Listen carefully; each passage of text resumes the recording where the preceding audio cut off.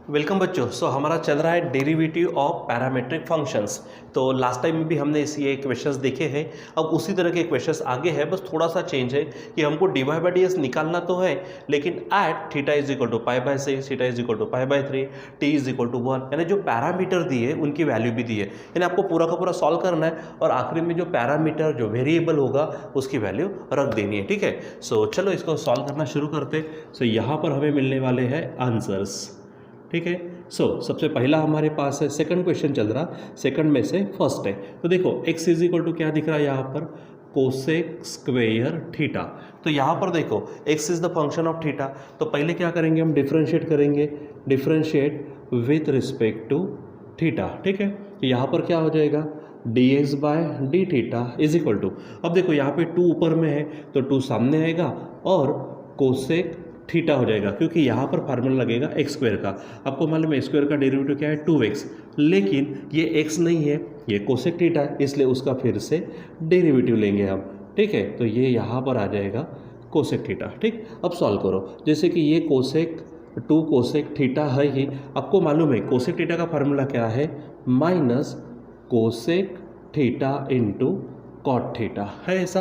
ठीक है, तो माइनस हमने स्टार्टिंग में लिखा था, तो ये -2, देखो कोसेक थीटा यानी क्या हो जाएगा, ये बनेगा कोसेक स्क्वायर थीटा और साथ में cot theta. This is equation first. ठीक है, चलो अब सेकंड उसी में क्या दिख रहा है, यहाँ पर है y इज इक्वल टू, यहाँ है कॉट क्यूब थीटा। ठीक, फिर से y is the function of theta है, तो डिफरेंशिएट क्या करेंगे हम, differentiate with respect to theta. तो यहाँ पर हो जाएगा dy by d theta is equal to, देखो यहाँ पर एक्स क्यूब का फार्मूला लगेगा, एक्स क्यूब का फार्मूला क्या है, 3x स्क्वायर यानी कॉट स्क्वायर थीटा, लेकिन ये x नहीं है इसलिए इसका फिर से डेरिवेटिव लेंगे हम, यहाँ पे dx ने डी थीटा चाहिए। ठीक है, तो यहाँ पर होगा कॉट थीटा। ठीक, तो यहाँ पर आप देखो ये हमारे पास 3 कॉट स्क्वायर थीटा है ही।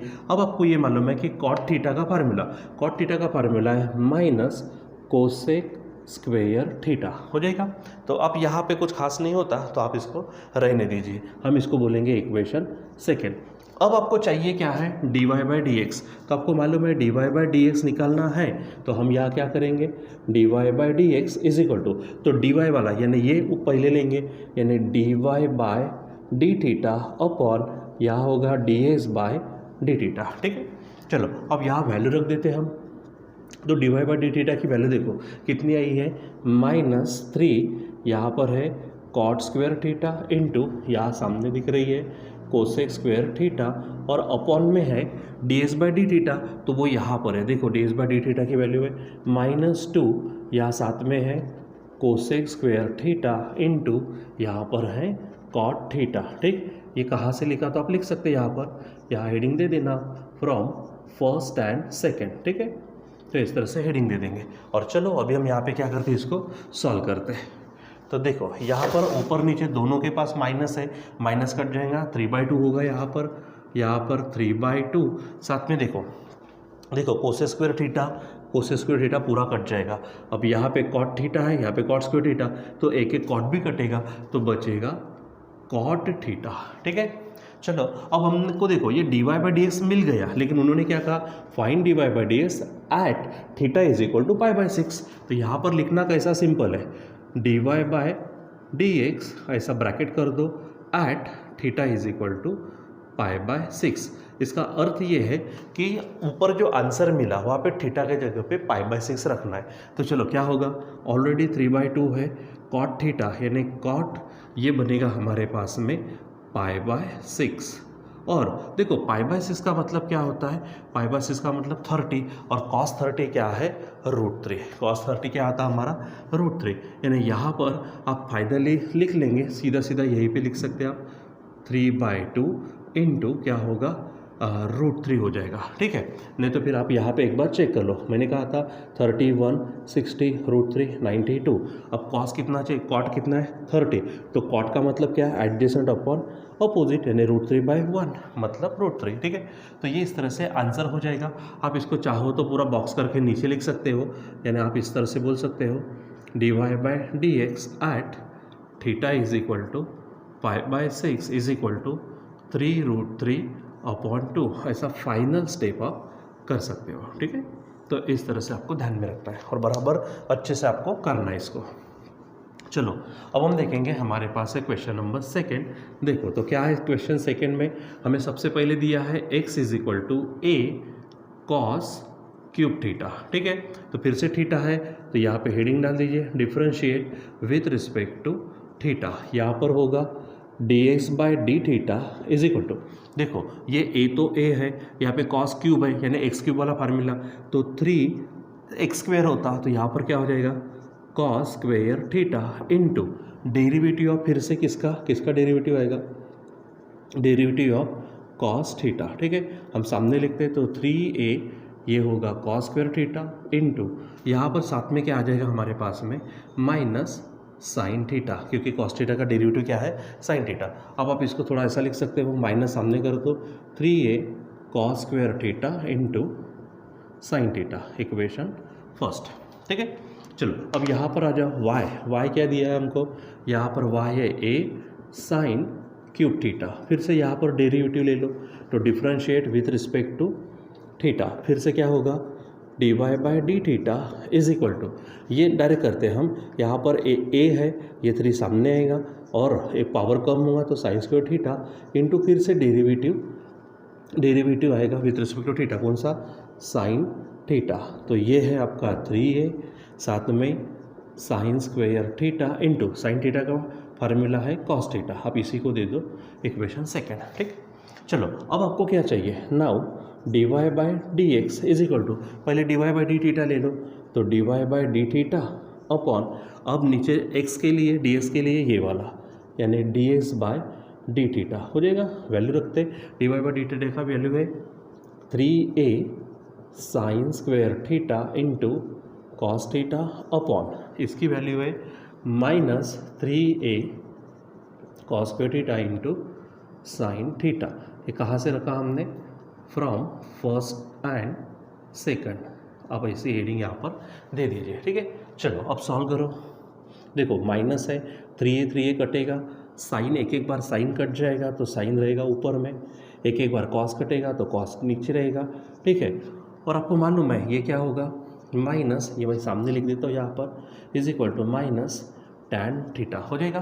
अब फिर से यहाँ पर क्या है dy by d x at theta is equal to pi by 3, यानी फिर से हमको थीटा की वैल्यू क्या रखनी है पाई बाई 3, तो देखो ये होगा dy by d x at theta is equal to pi by 3 is equal to, तो ये माइनस है यहाँ पे टैन थीटा की जगह पे क्या रखेंगे आप, yes pi by 3 is equal to, जैसे कि ये माइनस है और पाई बाई 3 का मतलब आपको मालूम है 60 होता है। ठीक है, तो 31 60 रूट 3 92, तो यहाँ पर होगा तो टैन क्या कहता है opposite upon hypotenuse, sorry opposite upon adjacent, यानी रूट 3/1, मतलब आंसर क्या होगा यहाँ पर रूट 3, आप नीचे उसका बॉक्स बना सकते हो। ठीक है, तो इस तरह से आपको ये प्रॉब्लम करने होते हैं।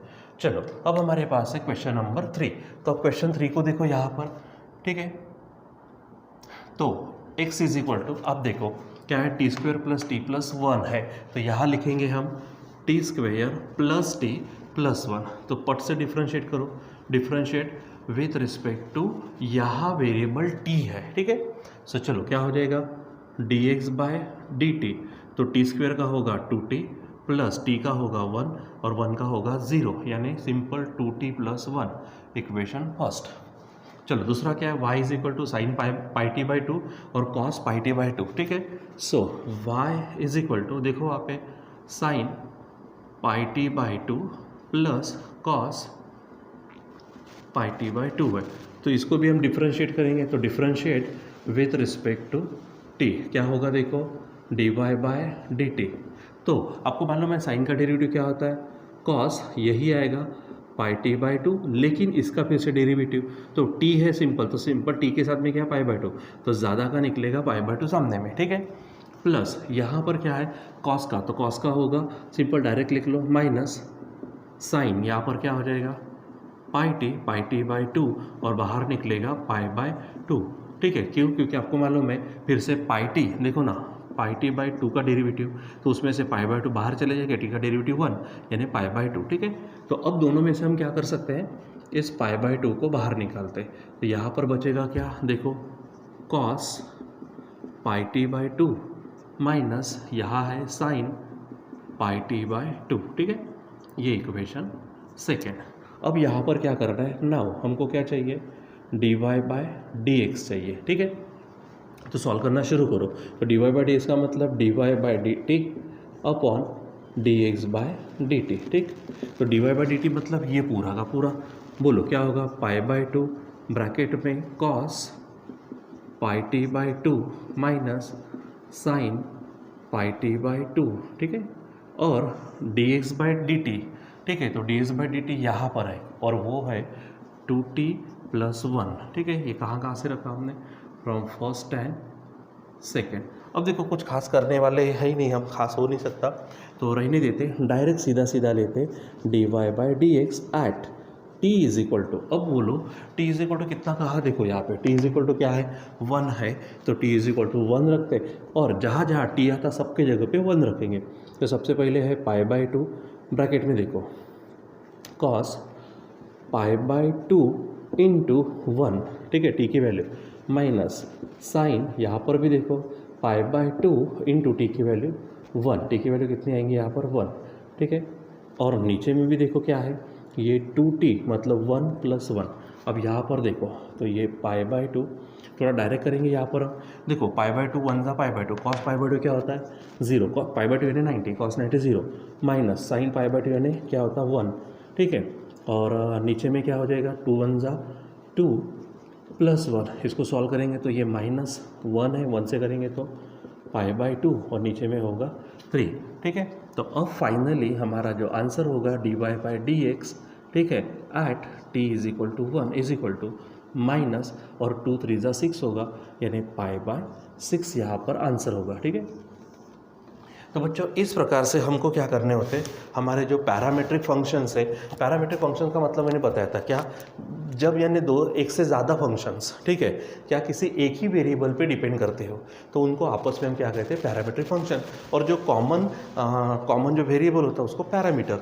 जैसे देखो एक्स भी फंक्शन है थीटा का, वाई भी फंक्शन है थीटा का, तो थीटा पैरामीटर हो गया। तो लास्ट टाइम में हमने ऐसे किए है, बस नया क्या किया कि आखिरी में d y by d x निकालना था, तो वो थीटा या फिर टी जो भी पैरामीटर दी जाती उनकी वैल्यू रखना है, बस उतना ही ज़्यादा का करना है, ठीक है। सो आज के लिए बच्चों बस इतना ही, बाकी का कंटिन्यू करेंगे बाद में। Till then bye.